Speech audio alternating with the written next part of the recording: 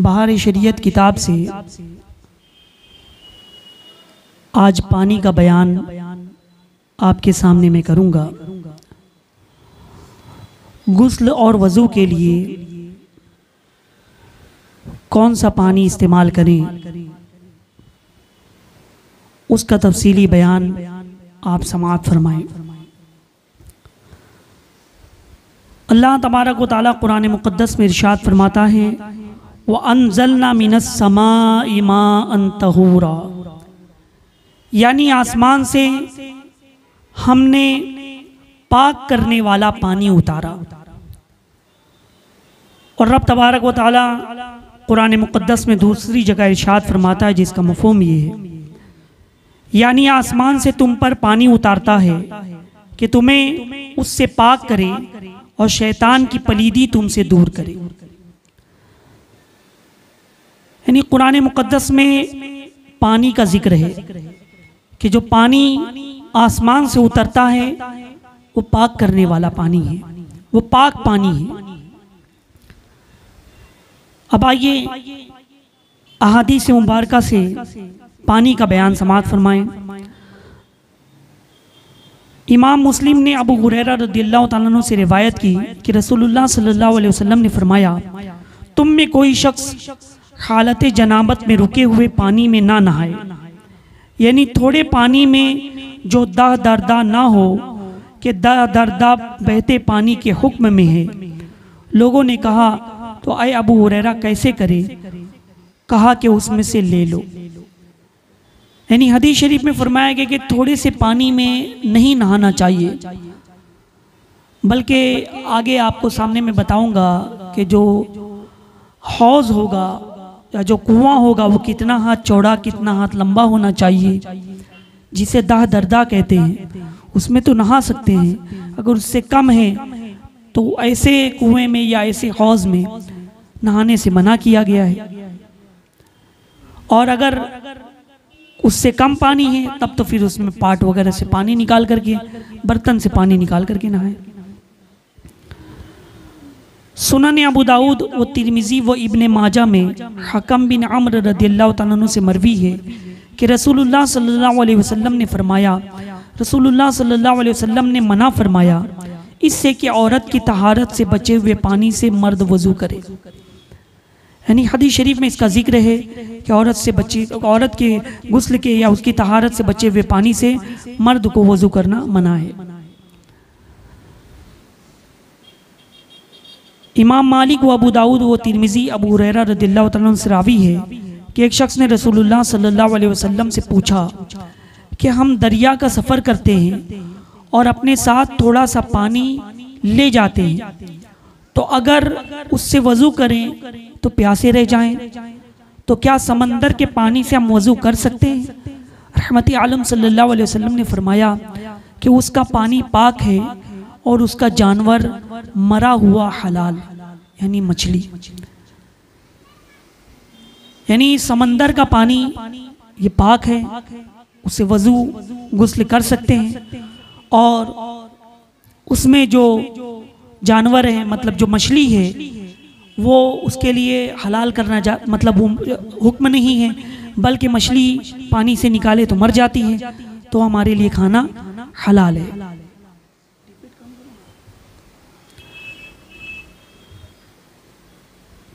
अमीरुल मोमिनीन फारूक आज़म रज़ियल्लाहु ताला अन्हु ने फरमाया कि धूप के गर्म पानी से गुस्ल ना करो कि वो बर्स पैदा करता है।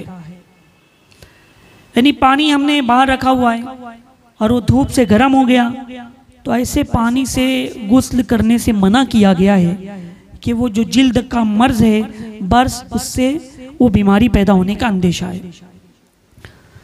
अब आइए समाअत फरमाएं, किस पानी से वज़ू जायज़ है और किससे नहीं।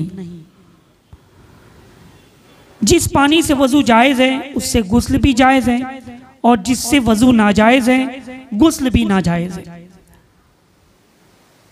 नाज़रीन, पानी का बहुत अहम मसला है। यानी पानी कैसा होना चाहिए गुस्ल और वज़ू करने के लिए, जिससे हम तहारत कर रहे हैं। अगर वो पानी ही पाक ना होगा या पाक करने वाला ना होगा तो वज़ू और गुस्ल ही नहीं होगा।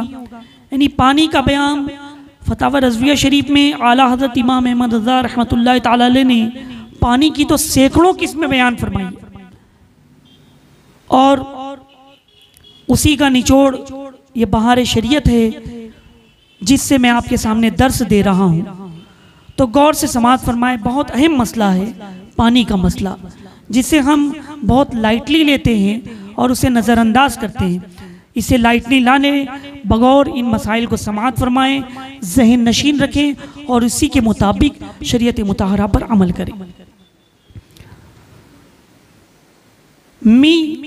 नदी, नाले, चश्मे, समंदर, दरिया, कुएं और बर्फ ओले के पानी से वजू जायज़ है।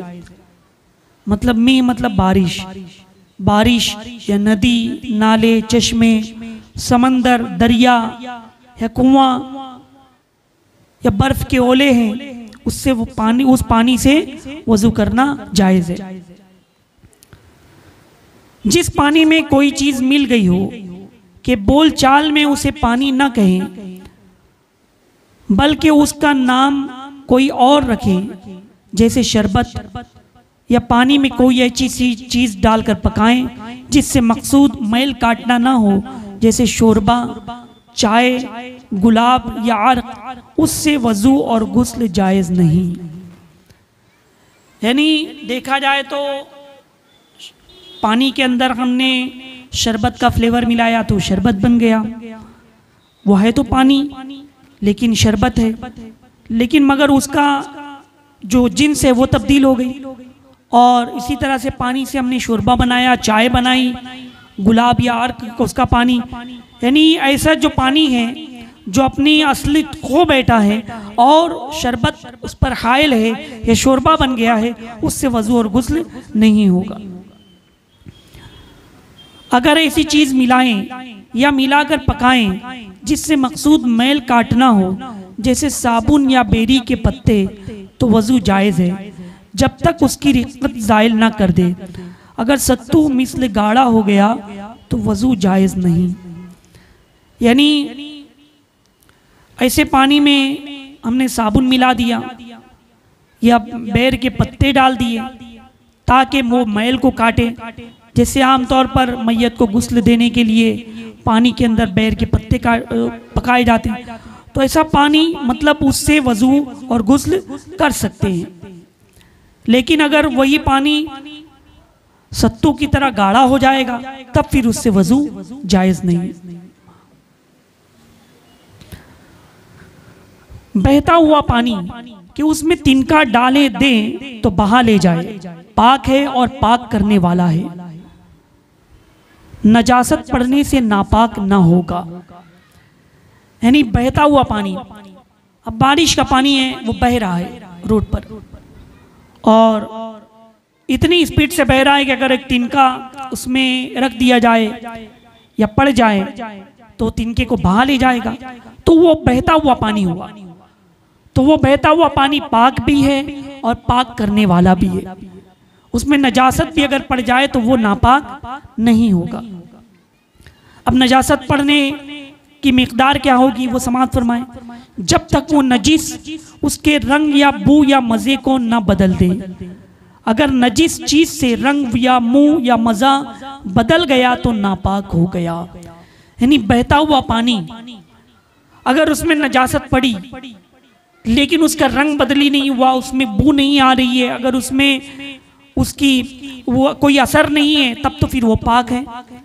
मगर बहते हुए पानी में नजासत पड़ी कि उसका रंग भी बदली हो गया और उसमें से नजासत की बू भी आ रही है और उसका मज़ा भी बदली हो गया, तब तो फिर वो नापाक हो गया। अब ये उस वक्त पाक होगा कि नजासत तहनशीन होके उसके औसाफ ठीक हो जाएं, या पाक पानी इतना मिला ले कि नजासत को बहा ले जाए, या पानी के रंग मज़ा बू ठीक हो जाए। और अगर पाक चीज़ से रंग मज़ा बू को बदल दिया तो वज़ू गुस्ल उससे जायज़ है जब तक चीज़ दीगर ना हो जाए।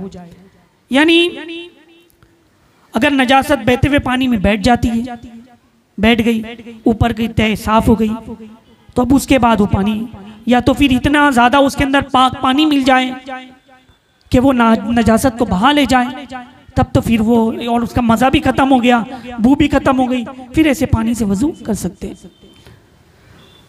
छत के परनाले से मींह का पानी गिरे वो पाक है। छत के ऊपर जो परनाला होता है, परनाले से जो बारिश का पानी नीचे गिरता है वो पाक है।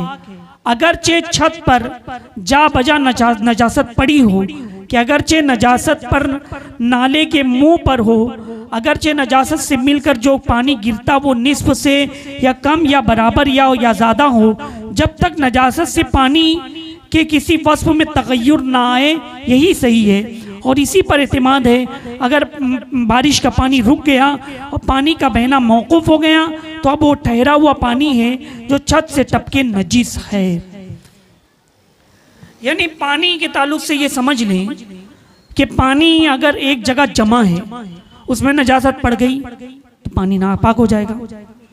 लेकिन अगर बहता हुआ पानी है, यानी बारिश का पानी नाले से बह रहा है, छत पर नजासत लगी थी, किसी ने बीट कर दी, परिंदों ने या किसी ने भी, तो अब उससे पानी बह करके आ रहा है, तो इतनी स्पीड में बह रहा है कि नजासत का कोई असर भी नहीं है, तो पानी पाक है। और अगर बारिश रुक गई और पानी गिरना भी बंद हो गया नाले से और वहां नजासत भी थी नाले पर, अब अगर पानी रुका हुआ था और फिर नजासत भी है, अब वो पानी गिरेगा तो फिर वो पानी नापाक है। यूं ही नालियों से बरसात का बहता हुआ पानी पाक है, जब तक नजासत का रंग या बू या मज़ा उसमें जाहिर ना हो। रहा इससे वज़ू करना, अगर इस पानी में नजासत मरैया के अज्जा ऐसे बहते जा रहे हैं जो चुल्लू लिया जाएगा उसमें एक आध ज़र्रा उसका भी ज़रूर होगा, तो जब तक हाथ में लेते ही नापाक हो गया, वज़ू उससे हराम वरना जायज़ है और बचना बेहतर है। यानी ऐसा नाली से पानी बह रहा है कि उसमें नजासत के ज़र्रात वगैरह भी आते जा रहे हैं, चुल्लू लिया नजासत के ज़र्रा आ गया, तो ऐसे पानी से बचना और ये बेहतर है। अब समाअत फरमाएं कि हौज़ कैसा होना चाहिए। यानी बहते हुए पानी में हौज़ का जो हुक्म है कि उसमें बगैर हाथ धुले अगर आप हाथ डाल देंगे तो पानी मुस्तामल नहीं होगा, नापाक भी नहीं होगा, नजासत अगर गिर जाए तो उसका क्या मसला है। 10 हाथ लंबा 10 हाथ चौड़ा जो हौज़ हो उसे दाह दरदा और बड़ा हौज़ कहते हैं। यानी मस्जिद में जो हौज़ वगैरह बनाते हैं, आप सोचते होंगे इतना बड़ा क्यों बनाते, उसके लिए शरीयत में हुक्म ये है कि 10 हाथ चौड़ा, ये 10 हाथ चौड़ा होना चाहिए, 10 हाथ लंबा होना चाहिए। तो ऐसे हौज़ को शरीयत की ज़बान में क्या बोलते हैं, दाह दरदा, दाह दरदा। तो ऐसे हौज़ को दाह दरदा हौज़ या बड़ा हौज़ बोलते हैं। यूं ही अगर 20 हाथ लंबा है 5 हाथ चौड़ा, 20 हाथ लंबा है 5 हाथ चौड़ा, तो 20 को 5 से ज़रब कर दें तो हासिल ज़रब 100 आएगा, तो वो भी बड़े हौज़ में शुमार होगा। इसी तरह 25 हाथ लंबा 4 हाथ चौड़ा, गर्ज ये कि कुल लंबाई चौड़ाई 100 हाथ होनी चाहिए, और अगर गोल हो तो उसकी गोलाई तकरीबन 35.5 हाथ और 100 हाथ लंबाई ना हो तो छोटा हौज़ है, और उसके पानी को थोड़ा कहेंगे अगरचे कितना गहरा हो। हौज़ 10 हाथ मतलब दा दरदा हो, 10 हाथ चौड़ा 10 हाथ लंबा, मतलब हासिल ज़रब 100 हाथ होनी चाहिए। तो ऐसा हौज़ उसके अंदर अगर आप हाथ डालेंगे तो पानी मुस्तामल नहीं होगा। और अगर दा दरदा से कम है, छोटा हौज़ है, उमूमन वैसे तो देखने में नहीं आता, शाफ़ी मसलक में, ये मैं हनफी मसाइल बयान कर रहा हूँ, शाफ़ी मसले में हौज़ के लिए दा दरदा ज़रूरी नहीं है, उनके लिए अलग मसला है। तो अगर वो छोटा हौज़ भी हो तो उनका वज़ू हो जाएगा। तो अगर कभी आपको शाफ़ी मस्जिद में जाने का इत्तेफाक हुआ नमाज पढ़ने का, तो अगर वहाँ पर छोटा हौज़ है तो उस हौज़ में आप वज़ू ना बनाएं, बल्कि नल पर जा कर के वज़ू बनाएं। और अगर बड़ा हौज है, दादरदा हौज है, तो उस पर से वजू बनाएं। तो मैं बता ये रहा था कि दादरदा से कोई छोटा हौज या छोटा टप या बाल्टी में पानी है, अगर बगैर हाथ धुले आपने उसके अंदर उंगली डाल दी, उंगली डाल दी, हाथ डाल दिया, तो पानी मुस्तमल हो जाएगा।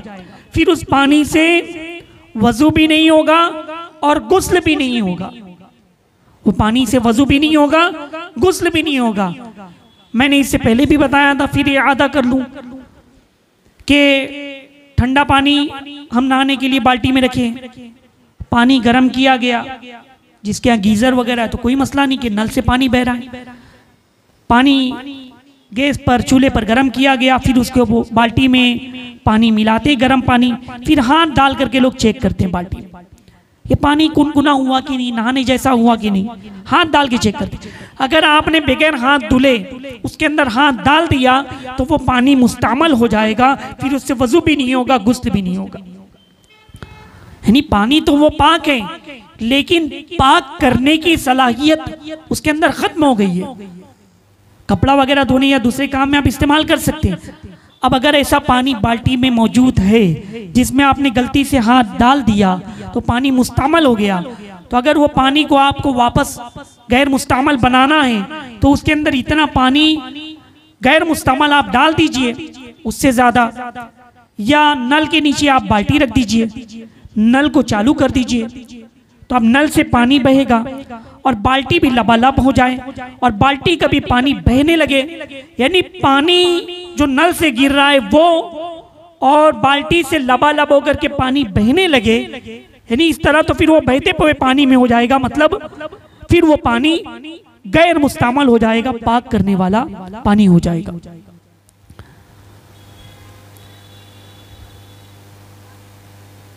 हौज के बड़े छोटे होने में खुद उस हौज की पैमाइश का एतबार नहीं, बड़ा हौज नहीं कहा, बल्कि उसमें जो पानी है उसकी बालाई सतह देखी जाएगी। तो अगर हौज बड़ा है मगर अब पानी कम हो के दादरदा ना रहा तो इस हालत में बड़ा हौज नहीं कहा जाएगा।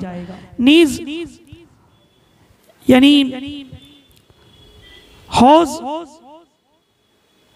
जो ऊपरी सतह थी वो तो दादरदा थी, लेकिन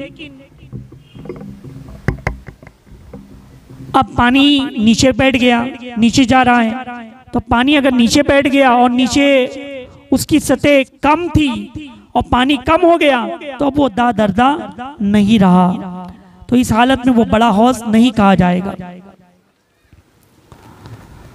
तो अब वो पानी नीचे हो गया तो उससे आप वजू वगैरह नहीं कर सकते।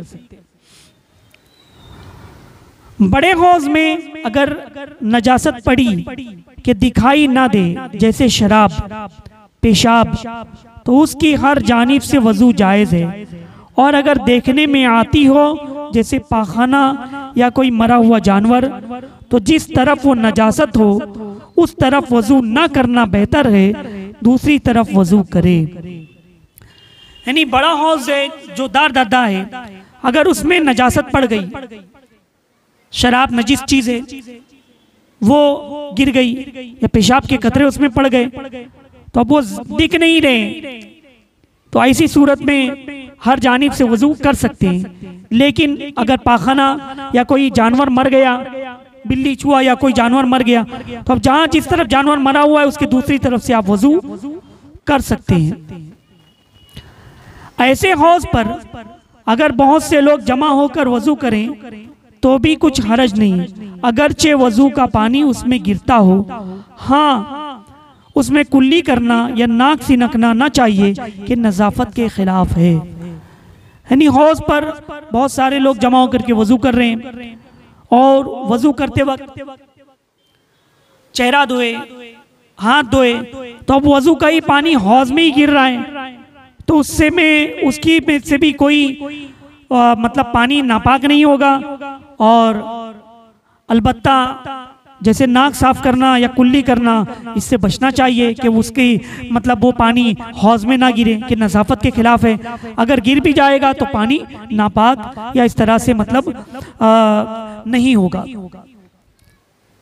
तालाब या बड़ा हौज ऊपर से जम गया, मगर बर्फ के नीचे पानी की लंबाई चौड़ाई मुत्तसिल बकदरे दरदा है और सुराख करके उससे वजू किया जायज़ है, अगरचे उसमें नजासत पड़ जाए और मुत्तसिल दरदा नहीं उसमें नजासत पड़ी तो नापाक है। यानी हौज था। अब ये मसला तो हमारे यहाँ नहीं है, मगर कश्मीर वगैरह में देखे तो बड़ी बड़ी झील ऐसे सर्द मौके पे पूरी बर्फ बन जाती है, लोग चलते हैं उस पे से। तो अब हौज था, वो ऊपरी सतह बर्फ की तह लग गई और नीचे पानी है, तो अब ऐसी सूरत में सुराख करके पानी निकाल रहे हैं, तो अगर निचली सतह भी दरदा है तब तो इसी सूरत में वजू से कर सकते हैं।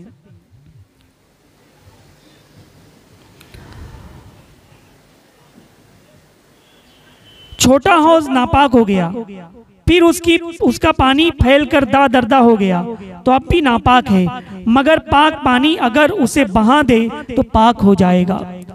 यानी अगर छोटा हौज नापाक हो गया, उसमें नजासत पड़ी और फिर उसके बाद पानी फैल करके दरदा हो गया, बड़ा हो गया, तो तब भी वो पानी नापाक ही है। मगर पानी अगर उसमें से गिरा और उसको बहा दे नजासत को, तब तो फिर वो पाक हो जाएगा। कोई हौज ऐसा है कि ऊपर से तंग और नीचे से कुशादा है, यानी ऊपर दरदा नहीं और नीचे दरदा है या ज्यादा है, तो अगर ऐसा हौज लबरेज हुआ और नजासत पड़े तो नापाक है, उसमें से फिर उसका पानी घट गया और दरदा हो गया तो पाक है। यानी ऐसा हौज जो मतलब ऊपर से तंग है, ऊपर से छोटा है, मतलब ऊपर से तंग है, मगर जब नीचे तह में जाएंगे तो तह में जाने के बाद वो चीज बढ़ जाती है, वो दरदा हो जाता है। तो ऐसी सूरत में नजासत अगर पड़ेगी तो अगर पानी की सतह दरदा से कम है तब तो फिर वो पानी मतलब उस पानी से वजू नहीं होगा और वो पाक नहीं। फिर उसके बाद अगर वो पानी घट करके दरदा से कम हो गया, दरदा तक पहुंच गया, तो फिर वो पाक है। हुक्के का पानी पाक है, अगरचे उसके रंग वो बू मजे में तगय्युर आ जाए, उससे वजू जायज है, बकदरे किफायत उसके होते हुए तयम्मुम जायज नहीं है। यानी मसलन यानी हुक्के का जो पानी है वो पाक है, उससे वजू कर सकते हैं, लेकिन अगर जब और भी कोई पानी मौजूद नहीं है, जैसे मिसाल के तौर पर सारा वजू कर लिया, एक पाँव धोना बाकी तक पानी खत्म हो गया, अब नल में हम वजू कर रहे थे, वजू करते करते अब आखिरी में कभी कभी ऐसा होता है कि घर में सिंटेक्स में पानी खत्म हो गया, पानी खत्म हो गया और एक पाँव धोना बाकी रह गया, तो ये बकदरे जरूरत हुआ कि पानी खत्म हो गया और हुक्के में इतना पानी मौजूद है कि उसके पाँव को धो सकता है, तो उसे तयम्मुम जायज नहीं। मगर वजू करने के बाद अगर आज़ा में बू आ गई तो जब तक बू जाती नहीं रहेगी मस्जिद में जाना मना है, और वो वक्त में गुंजाइश कम है तो उसी से मतलब वो पैर धो करके फिर नमाज पढ़ ले। यानी अगर बकदरे ज़रूरत बताया गया है, उससे हुक्के के पानी से वजू बकदरे ज़रूरत हो तो वजू कर सकते, मगर उससे बचना बेहतर है। अगर उसके अलावा दूसरा पानी मौजूद है तब तो फिर आप दूसरे पानी से वजू कर लीजिए।